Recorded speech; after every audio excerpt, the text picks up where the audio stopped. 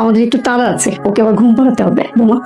ওকে করে নিতে দিলেন না কেন? আরে বন্ধা মেয়ে, ওর তো বাচ্চা হয় না, ওকে ধরতেছে আবার ওর কোনো অমঙ্গল হয় যদি। চল আবির, আমি হ্যাং আউটে যাচ্ছি, গার্লস ডে আউট। আর তুমি আমার কথা শোনো, আমার ফিরতে লেট হবে। তোমার কিছু লাগবে বলো। লাগবে, তিনটা জিনিস লাগবে, সুখ, শান্তি আর ঘুম। আমার জীবনে তিনটা জিনিসের খুব অভাব, পারলে আসার সময় নিয়ে এসো। তুমি এরকম তেরা তেরা কথা কেন বলো? যাই হোক, একটা জায়গায় যাচ্ছি, মুখটা নষ্ট না করি। শোনো, ওই যে রহিমার মা আসবে। রহিমার মা আবার কে?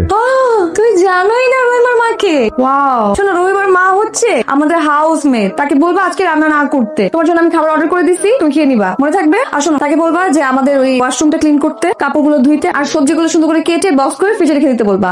আর বিকালবেলা কাপড়গুলো ছাদ থেকে এনে ভাঁজ করে রেখে দিবা, যদি তুমি পারো। পারবো না, যা যা বলছো এগুলোর মধ্যে আমি একটাও করতে পারবো না। আর রহিমার মাকেও আমি কিছুই বলতে পারবো না, ছুটির দিনেও কেন। তুমি যাইতেছো যাও, তো হোমওয়ার্ক দিয়ে যাও না। হোমওয়ার্ক মানে? প্রত্যেক দিনই হোমওয়ার্ক আমিই করতেছি, একটা দিন শুধু তোমাকে দিছি এটা করার জন্য। আল্লাহ, ভাবছিলাম বিয়ের পর আমার বউ আমাকে রান্না করে মুখে তুলে খাওয়াবে, এখন দেখতেছি উল্টা। আমি না কি ভেবেছি জানো? আমি বিয়ে করব, পায়ের উপর পা তুলে থাকবো, আর আমার জামাই রান্না করে মুখে তুলে সুন্দর করে আদর করে খাওয়াবে। সেটা তো নাই, উল্টা সে পায়ের উপর পা তুলে সুন্দর মতো মুভি দেখতেছে। ওয়াও। শোনো, কালকে থেকে আমার অফিস, তো আমি সবসময় এরকম সুযোগ পাবো না। আজকে আমি যাচ্ছি, অনেক কাজ, আর পার্লারে যাবো একটু। আর মা ফোন করছিল, মার বাসাও যাবো, বুঝছো? আসতে কিন্তু অনেক লেট হবে। তুমি যেখানে ইচ্ছা যাও, শুধু তোমার রহিমার মাকে ফোন দিয়ে বলে দিও যাতে না আসে। ছুটির দিন আজকে, আমি আজকে সারাদিন রিল্যাক্স করবো। প্লিজ তুমি এই প্যারাগুলো আমার দিও না তো, যাও। সারাদিন এই পত্রিকা টিভি দেখে নিজেকে যে খুব আলোকিত করছো, আর এদিকে নিজের বংশের প্রদীপ নিভে যাচ্ছে, সে খেয়াল আছে?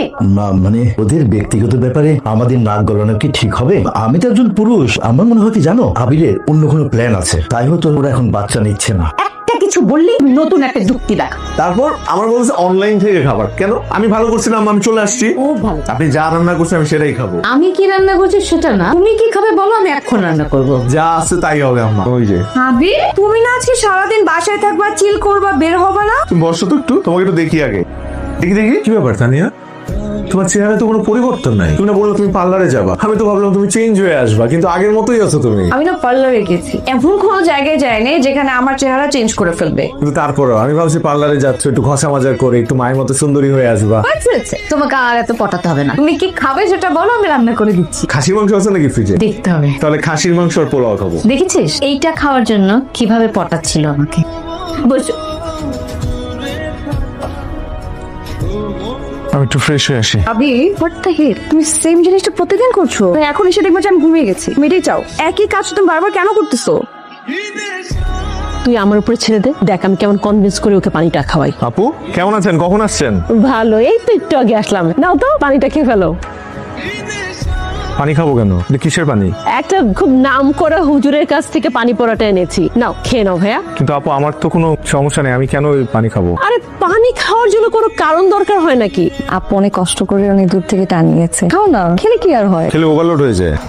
আমার পেটে যথেষ্ট পানি আছে, মানে একটু আগে আমি অনেক পানি খেয়েছি, আমি আর পানি খেতে পারবো না। যদি দরকার হয় তাহলে তোমরা এটা রেখে দাও, আমি পরে খেয়ে নিবো না। আমির, এটা রেখে দেওয়া যাবে না, এখনই খেতে হবে। আপু আমার সংসারে না আমি অযাচিত হস্তক্ষেপ পছন্দ করি না। আপনি পানিটা আমাকে কেন খাওয়াতে চাচ্ছেন আমি খুব ভালো করে বুঝতে পারছি, কিন্তু আমার কথা হচ্ছে আমি এই পানিটা খাবো না। দেখো আবির, আমি তো তোমাদের বড়, তাই না? আমার ছোট বোন মন খারাপ করে থাকে একটা বাচ্চার জন্য, আমি তো তোমাদের ভালোর জন্য এটা করছি, তাই না? পানি পড়াটা খেলে কি হবে? এমনও তো হতে পারে এটা খেলে তুমি যে সন্তান নিতে ভয় পাচ্ছ। আমি ভয় পাচ্ছি এটা আপনাকে কে বললো? আমি বলেছি? তাহলে সন্তান নিতে চাচ্ছ না কেন? সবাই তো আমাকে জিজ্ঞেস করে। আমাদের জীবনে এই সবাইটা কবে থেকে গুরুত্বপূর্ণ হয়ে গেল? তার মানে তুমি আসলে বাচ্চা নিতে চাচ্ছ না, তাই তো? অবশ্যই চাচ্ছি, কিন্তু এখন না। সবকিছু প্ল্যান ওয়াইজ করতে চাই, আমি তাড়াহুড়া করতে চাই না। Loud and clear.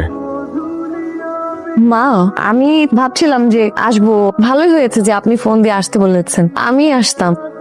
মা, আপনি আসেন না আমাদের বাসায় একদিন। তোমাদের বাসায় কোথায় যাবো? কার কাছে যাবো? তোমরা বাসায় কেউ থাকো? সকালবেলায় তো দুজন ঢ্যাং ঢ্যাং করতে করতে অফিসে চলে যাও। মা, আপনি আসলে আমি অফিস থেকে ছুটি নিব, কোনো অসুবিধা নেই। কয়দিন ছুটি নিতা? একদিন? তারপর তো বাসা খালি। তোমাদের খালি বাসা পাহারা দেওয়ার জন্য যাবো? একটা নাতি নাতি থাকলে তো তাদের নিয়ে সময় কাটাতে পারতাম। মা, আপনি একটু আবিরকে বলেন। এসব কি বলতেছো তানিয়া? সব কথা কি আবিরকে বলা যায়? আর এসব তো মেয়েদের ব্যাপার। আমার তো কোনো সমস্যা নেই নিতে, আপনার ছেলে তো নিতে চাচ্ছে না। আমার কিন্তু শেষ কথা তানিয়া, খুব তাড়াতাড়ি আমাকে সুসংবাদ দিবা।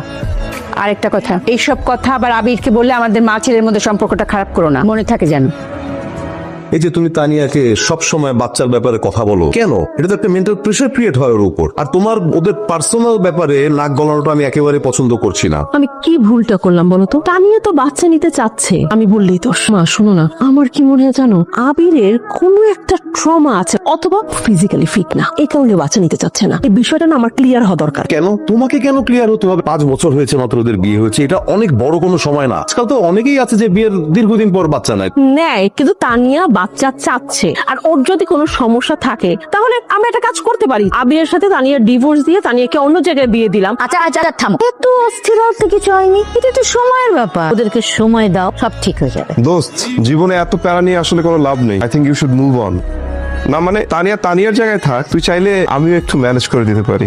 শাট আপ, আমার ফ্রেন্ড। ওকে দোস্ত, সরি। বুঝে শুনে কথাবার্তা বল। আর তানি আমার ওয়াইফ, তুই যদি নেক্সট টাইম আমার ওয়াইফকে নিয়ে এই ধরনের অফেন্সিভ কথাবার্তা বলস তাহলে কিন্তু আমি সরি বলতেছি তো, সিরিয়াস হইস না। সব ঠিক আছে তো? এরকম হঠাৎ করে না জানিয়ে চলে আসলেন। আসলে আমরা একটা কাজে এসেছিলাম, মানে অনেকদিন দেখা সাক্ষাৎ হয় না, ভাবছিলাম একটা বিষয় নিয়ে আলাপ করি। আপা, আমি বলতে চাচ্ছি যে অনেকদিন হলো তানিয়া আর আবিরের বিয়েটা, এখনো কোনো বাচ্চা কাচ্চা হয়নি। সমাজটা নিয়ে তো বাস করি, নানান রকম কথা শুনতে হয়, ভালো লাগে না। আপা, আমারও তো সেই একই কথা, আমরাও তো নাতি নাতনির মুখ দেখতে চাই, কিন্তু তানিয়াও তো কোনো সুখবরই দিতে পারছে না। আমি যতটুকু জানি যে তানিয়াও চায়, আবির হয়তো পছন্দ করে না। মানে আমি বলতে চাচ্ছি যে আপনি কি বলছেন আপা? আমার আবির তো বাচ্চাদেরকে অনেক পছন্দ করে, বরঞ্চ বিয়ের পরেও কেমন একটু চুপচাপ হয়ে গেছে, তাই না? আসলে আন্টি, আমি আর নীরব কিন্তু আবিরের সাথে অনেকবার কথা বলেছি। আমার কাছে মনে হয় আবির আসলে চায় না। আপনি কি বলছেন? এসব কি ছেলেদেরকে বোঝানোর জিনিস? আপনি তানিয়ার সাথে কথা বলেন, আর এগুলো তো মেয়েদের উদ্যোগ নিতে হয়। আন্টি, বেয়াদবি না, আমি একটা কথা বলি। আমরা সবাই তো আবির আর তানিয়াকে যথেষ্ট ভালোবাসি, কিন্তু মাঝে মাঝে না ভালোবাসার চাইতে সম্মানটা একটু বড় হয়ে দাঁড়ায়। দেখুন, আমরা তো আমাদের জায়গা থেকে ওদেরকে কয়েকবার বুঝিয়েছি, তো ভাবলাম আপনাদের সাথে একটু আলোচনা করি, আপনারাও যদি ওদেরকে একটু বুঝাতে পারেন। এসব কি বলতেছেন? এসব কি মিটিং করে আলোচনা করে বলার বিষয়? সবাই তো আর তোমার মতো করে ভাবে না, এরা তো এটাকে সমস্যা হিসেবে দেখছে। সমস্যা মানে ওদের ধারণা তোমার আর তানিয়ার মধ্যে বড় কোনো একটা শারীরিক প্রবলেম আছে, বিশেষ করে আমার, যেহেতু আমি বাচ্চা নিতে যাচ্ছি না। শুধু তাই না, সবাই চাচ্ছে তানিয়াকে তোমার সাথে ডিভোর্স করিয়ে অন্য কারোর সাথে বিয়ে দিতে।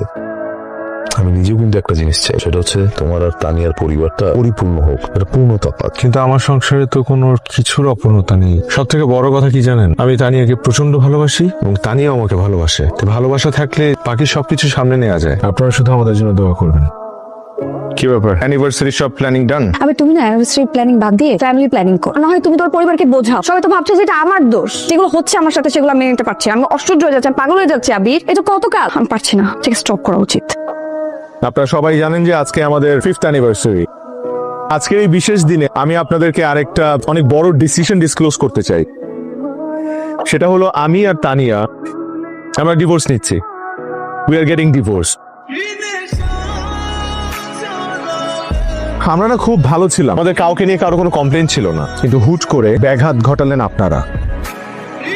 আজকের আমাদের এই ডিভোর্সের ডিসিশনের জন্য আমি আসলে তানিয়াকে দোষ দিব না, আমি আমার নিজেকেও দোষ দিব না। যদি দোষারোপ করতেই হয় তাহলে আমি আপনাদের প্রত্যেকটা মানুষকে দোষারোপ করব। কারণ আপনারা যেদিন থেকে ওর মাথায় ঢুকিয়েছেন যে বাচ্চা নিতে হবে, এবং যেদিন থেকে ও জানতে পেরেছে ওর সাথে আমার মতের বিরোধ হচ্ছে, সেদিন থেকে ও ঠিক এরকম আপসেট থাকে।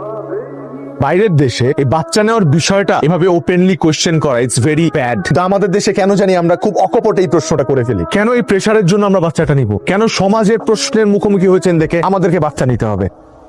আমরা যখন রেডি হব তখন আমরা বাচ্চা নিব, মেন্টালি তো আমরা রেডি না। তাই আমার কাছে মনে হয়েছে যে এটা ছাড়া আর কোনো উপায় নেই, বিকজ আমরা একে অপরের সাথে হ্যাপি নাই, আমরা প্রতিদিন ঝগড়া করছি, এভাবে তো থাকা যায় না এক ছাদের নিচে। আমি সরি তানিয়া, তোমাকে হয়তো আমরা আগে বলা উচিত ছিল, কিন্তু আপনাদের কারণে আজকে আমরা এক থাকতে পারলাম না। আসলে এই বাচ্চা নেওয়ার বিষয়টা নিয়ে তোমাদেরকে আর কখনোই কিছু জিজ্ঞেস করবো না। মনের অজান্তে তোমাদেরকে অনেক কষ্ট দিয়ে ফেলেছি, আমি খুবই দুঃখিত বাবা। আমরা বুঝতে পেরেছি যে আমরা তোমাদেরকে অনেক প্রেশারাইজ করেছি। আমি তোমাদেরকে শুধু মা হয়ে একটা রিকোয়েস্ট করি, একসাথে থাকো, ডিভোর্স করো না প্লিজ। তানিয়া, এবার খুশি তো? কেউ তোমাকে আর কখনো প্রেশার দিবে না এই বিষয়ে।